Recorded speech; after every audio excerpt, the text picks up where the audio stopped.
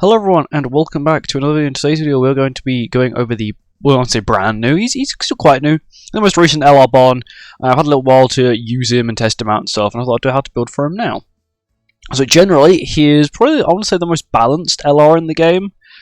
That's just because his kit does seem like it has a few quite obvious weaknesses, but it's still, if you put it in certain circumstances, extremely powerful, which is sort of what you want, is a very balanced overall character. Substats wise, he's just good overall. There's nothing he really super accelerates in. There's also nothing that he's really, he's not got much of. Resistance is good. Crit resistance nearly 100%. That's good. Crit defense is high. His lifesteal is really good. His pierce rate is good. His crit chance is okay, but once again he's a sever skill, so it's not really the worst. His crit damage is 245. He boosts his crit damage by an absurd amount with his passive anyway.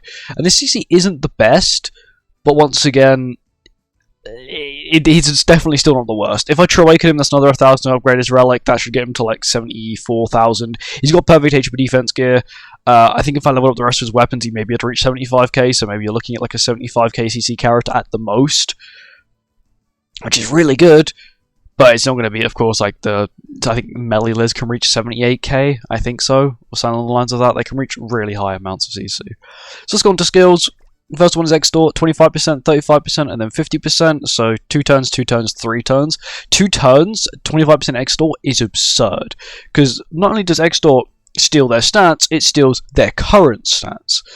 Which is why it's really broken. As for example, if you've got, let's use Hero Arena as quite a good example, the Nashi Echidna 50% basic stat boost in Hero Arena, you're stealing a large chunk of attack. That doesn't include if let's just say Victoria's on the team, she boosts her own attack by X amount of unknowns on the field. So he's stealing some of that as well. He's stealing everything, as well as their base attack as well, and their defense, which is really, really broken. And in Hero Arena, it's insanely busted. And this guy can basically one-shot everything, apart from, of course, the Red Estarossa stage, only because Red Estarossa's commandment. And that is where his problem really starts, is Red Estarossa's commandment. He's still usable with it, but you just have to know how to play around it. If you know how to play around it, you can still use the team. You set up with Extort turn 1, turn 2 you kill Estarossa, then still at the end of turn 2 you could then AoE with Bon, because after Estarossa is killed, his commandment is no longer in play. His AoE is a server AoE. We did have quite a big multiplier increase. Pretty sure this was 100% or 150% non-LR. This multiplier hasn't changed, and this multiplier hasn't changed. But at level 1 it's just server, at level 2 it's server and lifesteal, at level 3 it is also server and lifesteal. Yeah, it's kind of absurd how much lifesteal he can get, and we haven't gotten to his passive yet, which gives him even more lifesteal. Going to his ultimate, once again he does have a combined ult, which realistically for CC wise you're not really going to be using. There is no super high CC Jericho in the game. You're probably going to either run a 6/6 UR base if you have any, or a 6/6 LR, just characters, or even Sariel if you want to get the most amount of damage, or Mael if you got him 6/6. The spike and Extort, so I'm pretty sure the Extort applies first and then the spike happens, which is okay. The only problem is, once again, because his crit chance isn't the highest, let's just say 119, he's versing another Barn, he's gonna have a 20, lower than 20% chance of critting, which is, it's not the best. I don't think his crit chance can be boosted anymore with his passive, but we'll have a look at it. But he does have other parts of his passive that would still definitely help him against another team, or any team really. It's actually really good. Increase basic stats of applicable allies by 5% for each one participating in battle. Applicable allies are humans, fairies, and 7 deadly sins. I like how they've changed it now, so you don't have applicable allies everything, all of this text, or this grayed out text was all at the bottom. Every last bit of it was at the bottom, and you'd sort of match it all together. So the hero gains Hunter effect at the start of the battle. That is a permanent buff he has. It's a grey buff. The heroes increase lifesteal by 1% up to a maximum of 30% for every 3% of HP diminished. So when he reaches 10% of his remaining HP, he basically gets an extra 30% lifesteal, which puts his lifesteal at 50%. You then use a lifesteal skill as well. Not only do you get the effect from the lifesteal skill, but you also then get the actual lifesteal from Bond's 50% lifesteal, which is absurd and actually really good. You then also, what the buff also gives you is increased damage dealt with AoE skills by 50%. That's permanent, that lasts the entire time. That's the reason why when I was testing him out on Demonic Beasts, his damage was still very good, even without the Extort, without all the buffs he gets from having an Extort, and that's why he is really, really good and really, really balanced. But when he, of course, loses the Extort, he loses a lot of stuff. For example, for each Extort effect on the enemies, the hero's crit damage is increased by 50% and max HP is increased by 10% as well. So, That's a lot. Let's say, once again, I'll use the best example I can give you, Hero Arena. There is 4 enemies. You get 200% increased crit damage, which puts his crit damage about 445%, which is really good. And once again, max HP, you get an extra 40% max HP, which is actually a lot. Bear in mind, he's not HP based. There's still a lot of HP to get. And this is where it's sort of, this is the remnants of his old passive, sort of. If the hero does not take damage during the enemy's turn, Hunter's Mark is applied to all enemies at the start of the ally's turn, max like up to 3 times, and it lowers their all stats by 10%. Initially, it was a HP lower by 10%, but once again, when he takes any damage, immediately disappears.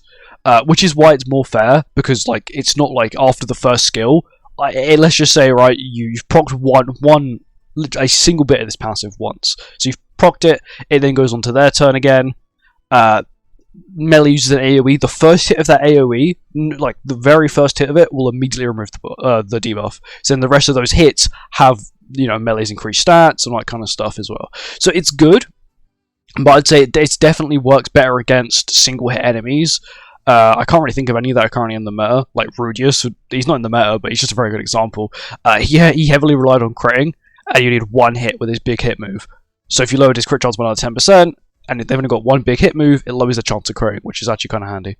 And then the final bit, the hero's base stats increase by 5%, up to a maximum of 15% for each Hunter's Mark, which is this debuff on the enemies, which is okay.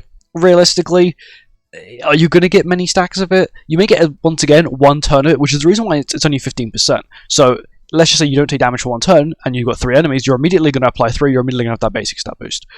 Once again, when you take damage, you lose the basic stats, you also lose the damage, all stats lower on the enemies. But that's not even it.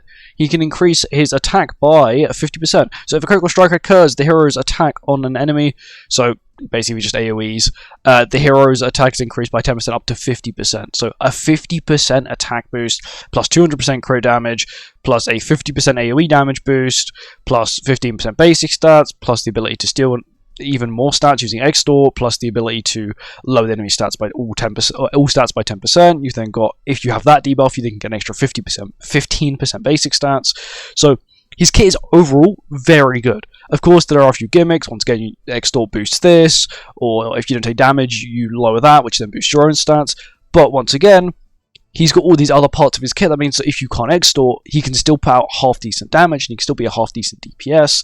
Even, once again, when I was trying on Demonic Beasts, his damage was still good. Bear in mind, half these things he weren't able to proc, because, you can't be debuffed, or you take damage every turn, or DOT, for example, when I tried him on Rat, DOT removes the effect. So if you're versing, for example, Hell, and you AoE, you're guaranteed not going to get your stack, because the debuff's going to go off, you're going to take damage.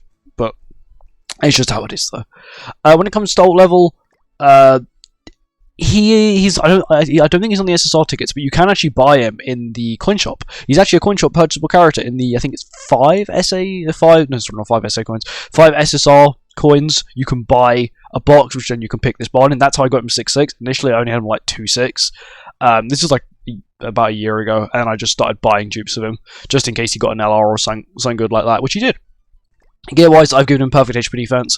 Only reason is, it's mainly for CC. It's so I can use him in places like Hero Arena, and then still have the ability to, run attack crit on Melee and Liz, and once again run it like LR Deanne. Because once again, I do Challenger, which is once again the highest difficulty. If you are doing Champion or Master, you can probably get away with attack crit, but I don't think he really needs attack crit to pop off. He's got so many boosters, so many stats.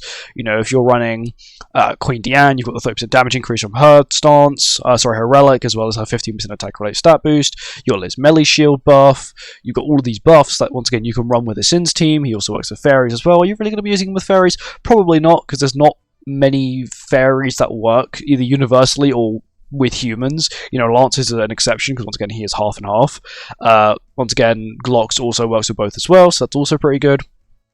Outfits wise, he's been given a lot for free over like many events. I've not bought any outfits with diamonds, so you've got like this one, the illustration outfit.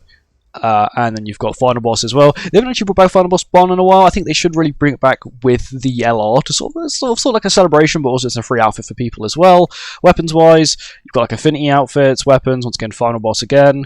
lots of free stuff that we've been given over the past, or even the PvP shop. So the PvP shop with PvP coins, you can buy weapons for people, and I would actually highly recommend, especially if you bought all the cards already for all the, like, the rat set, the Nidhogg set, and all the other Demonic Beast sets. I would say it's actually worth grabbing those weapons. Not only is it GP points, but once again, if we get an LR of said character that you've bought a weapon for, that's there. You've already got another weapon for them, you need to buy another one, or it's just extra CC, really, to add to your account.